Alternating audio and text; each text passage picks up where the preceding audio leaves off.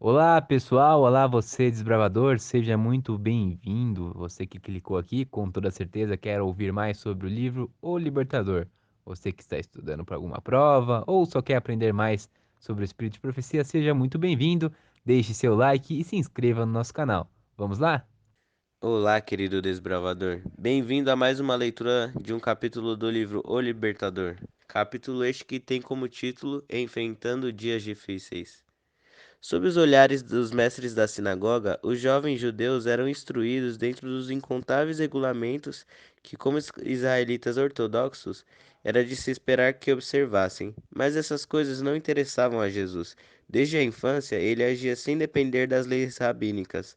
Estudava constantemente as Escrituras e as palavras "Assim diz o Senhor" estavam sempre em seus lábios. Ele via que as pessoas se afastavam da palavra de Deus e insistiam em ritos sem nenhum valor. Seus cultos desprovidos de fé não lhes traziam paz. Eles não conheciam a liberdade do espírito que vem de servir plenamente a Deus. Embora Jesus não pudesse aprovar a mistura de exigências humanas com instruções divinas, ele não atacava os ensinamentos ou práticas daqueles mestres altamente instruídos. Quando era criticado por seus hábitos simples, ele apresentava a palavra de Deus para justificar sua conduta. Jesus tentava agradar a todos com quem entrava em contato. Por ele ser tão gentil e discreto, os escribas e anciãos imaginaram que seria fácil influenciá-lo com seus ensinamentos. Mas ele lhes pedia que mostrassem a autorização das Escrituras.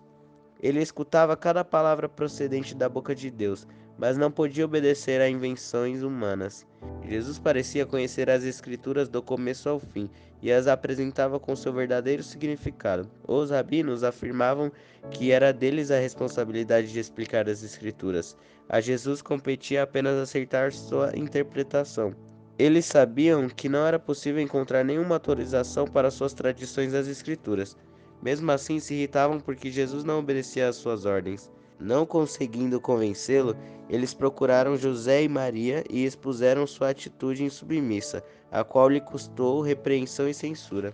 Desde pequeno, Jesus começou a agir por si mesmo na formação de seu caráter. Nem mesmo o amor que sentia pelos pais podia desviá-lo de obedecer à palavra de Deus. A influência dos rabinos trouxe amargura para sua vida. Ele teve de aprender a difícil lição do silêncio e da paciência no sofrimento. Seus irmãos, como eram chamados os filhos de José, tomavam o partido dos rabinos. Eles davam mais valor à instrução humana do que à palavra de Deus, e condenavam a estrita obediência de Jesus à lei de Deus, taxando-a de teimosia. No entanto, o conhecimento que ele demonstrou ao responder aos rabinos os surpreendeu, e eles não puderam fazer nada senão ver que era ele quem instruía os rabinos. Reconheceram então que a educação de Jesus era de um tipo superior a deles, sem perceber que ele tinha acesso à fonte do conhecimento sobre a qual eles eram ignorantes. Jesus respeitava a todos. Cristo encontrou a religião cercada pelas altas muralhas do exclusivismo, como se ela fosse um assunto sagrado demais para o dia a dia. Jesus derrubou essas muralhas. Em vez de se isolar em uma caverna de eremita a fim de mostrar seu caráter celestial, passou a trabalhar arduosamente pela humanidade. Ensinou que a religião não deve se manifestar apenas em determinados tempos e lugares. Era uma repreensão aos fariseus por mostrar que sua devoção egocêntrica e a seus interesses pessoais estava longe da verdadeira piedade. Isso os deixou com raiva e decididos a fazer com que ele se sujeitasse a seus regulamentos. Jesus tinha pouco dinheiro para dar, mas muitas vezes se privou de comer para dar alívio aos que eram mais necessitados que ele. Quando seus irmãos falavam de maneira áspera aos pobres e degradados, Jesus, por sua vez, lhes dirigia palavras de ânimo. Aos que estavam em necessidade, lhe oferecia um copo com água e, sem fazer alarde, lhe entregava sua própria comida. Tudo isso desagradava a seus irmãos. Por serem mais velhos, achavam que Jesus devia obedecer às ordens deles. Acusavam-no de achar que era superior a eles e de se colocar acima dos mestres, sacerdotes e governadores. Com frequência tentavam intimidá-lo, mas ele seguia em frente, fazendo das Escrituras o seu guia. Os problemas de Jesus com sua família. Os irmãos de Jesus tinham ciúmes dele e o demonstrava mediante incredulidade e desprezo. Eles não conseguiam entender sua conduta. Sua vida apresentava grandes contradições. Ele era o divino Filho de Deus, mas também era uma criança impotente. Como Criador, a terra era sua propriedade, mas a pobreza marcava sua experiência de vida. Ele não buscava grandeza mundana e se contentava com as posições mais humildes.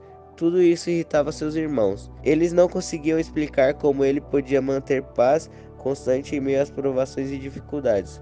Jesus não era compreendido por seus irmãos porque não se assemelhava a eles. Ao olharem para os outros, se afastaram de Deus, deixando de ter seu poder na vida deles. As formas de religião que eles observavam não podiam transformar o caráter. Para eles, o exemplo de Jesus era motivo de contínua irritação. Ele odiava o pecado e não podia testemunhar um ato errado sem conseguir disfarçar a dor que aquilo lhe causava. Como a vida de Jesus condenava o pecado, as pessoas se opunham a ele.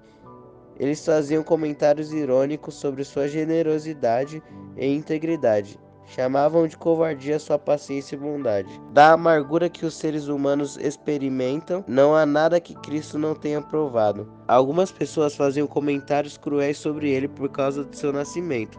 Até em sua infância, ele teve de enfrentar olhares zombeteiros e cochichos maldosos. Se tivesse respondido com uma palavra ou um olhar impaciente, ou mesmo com o ato errado, ele teria fracassado em ser um exemplo perfeito. Se assim fizesse, teria fracassado em levar adiante o plano para a nossa redenção. Se ele tivesse admitido haver uma desculpa para o pecado, Satanás teria vencido e o mundo estaria perdido. Muitas vezes ele foi chamado de covarde por se recusar a participar com seus irmãos de algum ato proibido, mas sua resposta era: está escrito, no temor do Senhor está a sabedoria, e evitar o mal é ter entendimento. Jó 28:28. Algumas pessoas sentiam-se em paz com sua presença, mas muitos o evitavam por sentirem que sua vida sem qualquer mancha era uma repreensão para eles. Os jovens gostavam de sua presença, mas ficavam impacientes com sua determinação de fazer as coisas de maneira correta. Para esses, Jesus era estrito e rígido. Sua resposta era: está escrito. Como pode o jovem manter pura sua conduta? Vivendo de acordo com a tua palavra. Guardei no coração a tua palavra para não pecar contra ti. Salmo 119, 9 e 11. Muitas vezes lhe perguntaram: por que você é tão diferente de todos nós? Ao que ele respondia: está escrito, como são felizes os que obedecem aos seus estatutos e não praticam o mal e andam nos caminhos do Senhor. Salmo 119, 2 e 3.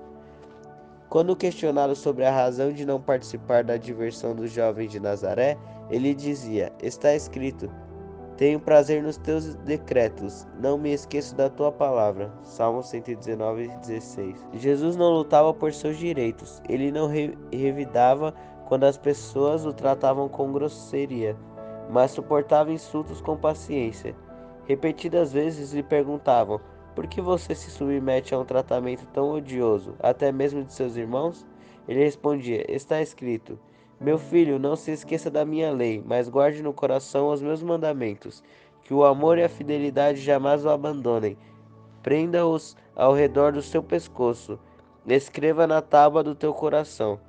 Então você terá o favor de Deus e dos homens, e boa reputação. Provérbios 3, de 1 a 4. Por que ele tinha que ser diferente?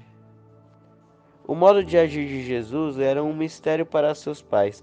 Ele parecia ser uma pessoa separada. Encontrava seus momentos de felicidade ao estar a sós com a natureza e com Deus. Muitas vezes, o nascer do dia o encontrava meditando, estudando as Escrituras ou orando em algum lugar retirado. Dessas horas tranquilas, ele voltava para casa a fim de retomar suas tarefas. Maria acreditava que o santo menino que ela dera à luz era o Messias, mas não ousava expressar sua fé. Durante toda a vida de Jesus, ela participou de seus sofrimentos. Com tristeza, testemunhava as provações que lhe sobrevinham durante a infância e juventude. Quando se colocou ao lado do que sabia ser correto em sua conduta, ela mesma teve de enfrentar dificuldades. Considerava as relações familiares e o cuidado maternal dos filhos vitais para a formação do caráter. Os filhos e filhas de José sabiam disso, e para conter sua ansiedade, tentavam ajudá-la a corrigir os modos de Jesus, de acordo com suas próprias normas. Com frequência, Maria argumentava severamente com Jesus, insistindo que ele se adequasse às normas dos rabinos.